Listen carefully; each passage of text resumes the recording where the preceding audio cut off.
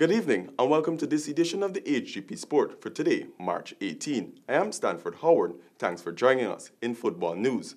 St. Cuthbert's crippled Iflot on Saturday, while Wisma Christianburg overpowered Virgin on Sunday as action in the Milo Schools on the 18 football tournament continue.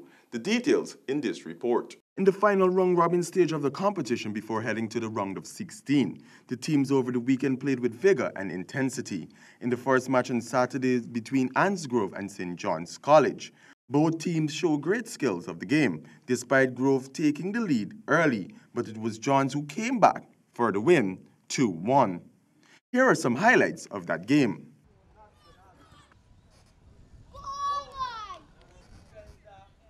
In the second match, it was an implausible performance by St. Cuthbert's boys. When they took on Iflot, it was the right foot of Romalio Simon in the 11th minute and Michael Taylor's hat trick in the 15th, 37th, and 58th minute that got the job done for the boys to hand St. Cuthbert the win, 4-2. Now let's take a look at some of those highlights of that match.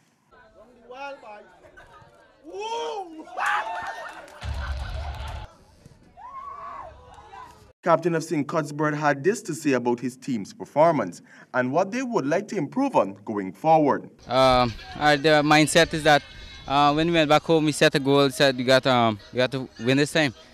Yeah. For me, the defender performed well today and also the midfield. In the final game of the day, Golden Grove got over Commons Lodge easily with a 2-0 defeat. In Sunday's fixtures, there were no love lost between Powerhouse Wisma Christianburg and Friendship Secondary, despite Friendship not being able to register a goal as Christianburg netted 4. Andre Meyer spoke on the game and his team's performance. Well, the game wasn't a bad game. Fairly well done.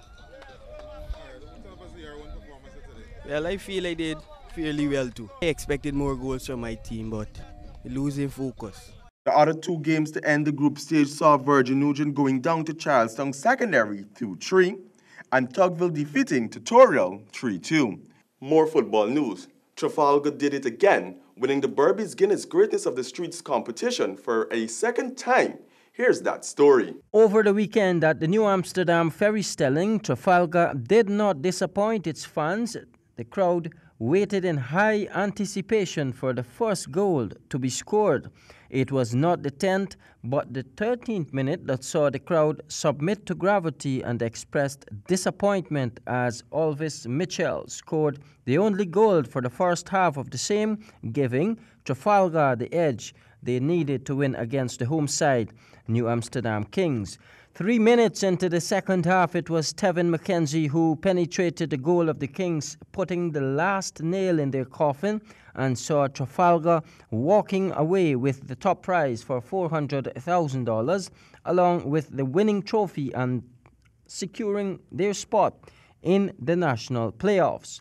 Kings, for their effort, took home $150,000 and the trophy, though most of their fans left the arena frustrated at not being able to keep the top prize in New Amsterdam, especially with the support they were given. In the third playoff, Gunners ensured that at least one East Bangor Beast team was represented when they defeated Litchfield 1-0 in a penalty shootout to capture $100,000, while the loser took home $75,000. Both teams received trophies. Jaden Samuels, Hgp Sport. 5 days it is. Who will make it to the Gold Cup? Well, the days are counting down. Preparations are in full swing for one match that can change local football. Some of Guyana's international team members are already here and has joined the rest of the squad, with Team Belize scheduled to touch down on Wednesday. As it relates to the sales of tickets and fan jerseys for the yellow event, the GFF did confirm it to be very good. Let's turn our attention to Bartica. After years of waiting, Bartica has pulled off its first major cycling meet, and the sports-hungry community can look forward for much more as administrators look to resuscitate sports in the mining community. Jaden Samuel was in Bartica and filed this report. And here it is, Bartica's first major cycling meet. Jaden Samuels, Hgp Sport. After fruitful deliberations between the mayor of Bartica, the Guyana Cycling Federation, And the National Sports Commission, sporting activities in the community can only improve.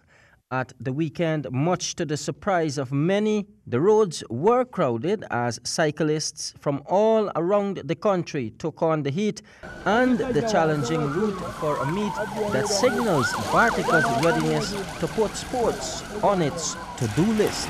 19-year-old Britton John finished first in a time of 2 hours 22 minutes 52.86 seconds ahead of Curtis Day, followed by Rastaf Selmo from Linden, and in fourth, Michael Anthony, also from Linden, while Paul Denobrega from Team Evolution finishing at 5, and in 6 was Marcus Kyler. A second cycling meet has also been touted for the month of October.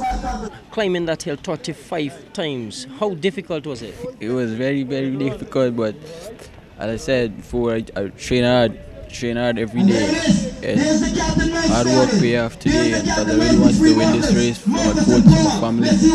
Okay. And Britain racing here in Bartica again? Yeah, of course, definitely, because it was a good place to come and race. Good people, got a lot of fans, and it's real good.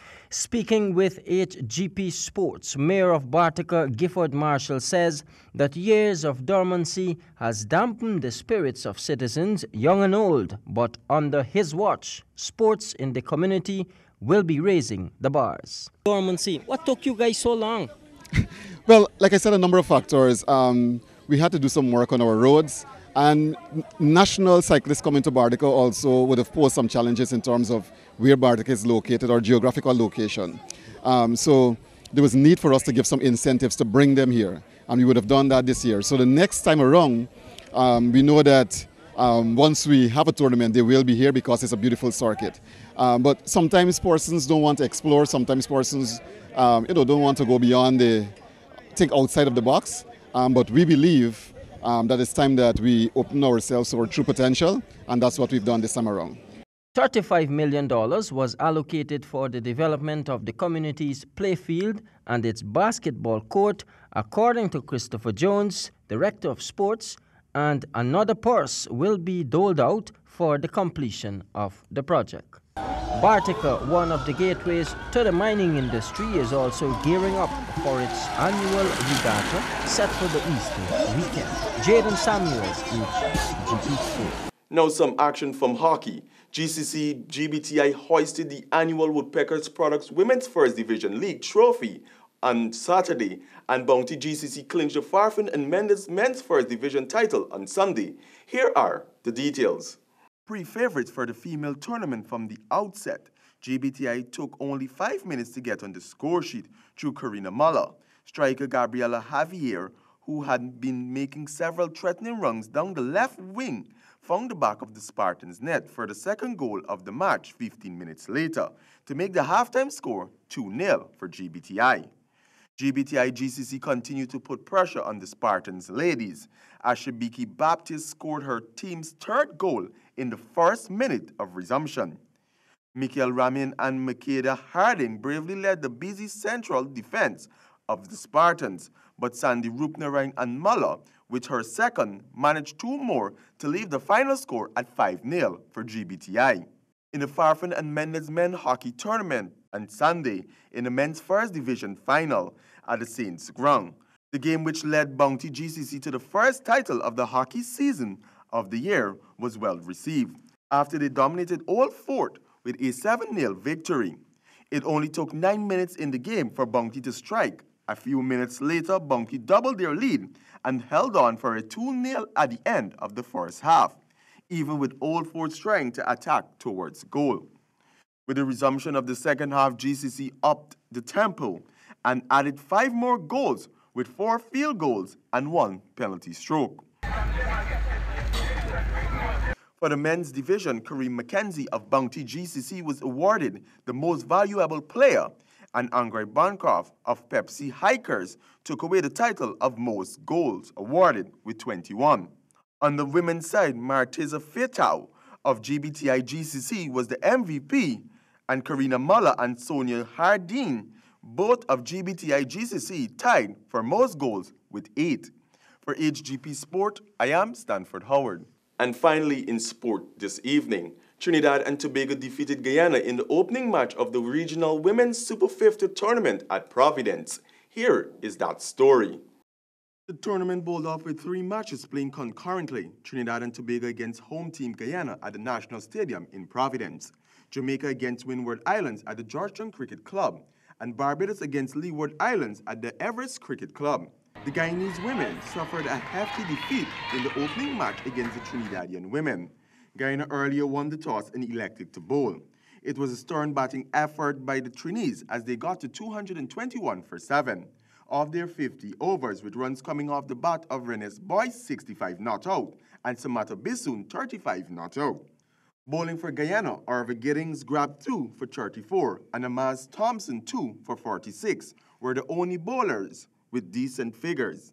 In reply to the par score, the Guyanese women crumbled to 152 all out despite Shemaine Campbell's fighting 45 and Sinead Grimman 25 as they only managed to get into double figures, with Felicia Walters picking up 3 scalps for 22.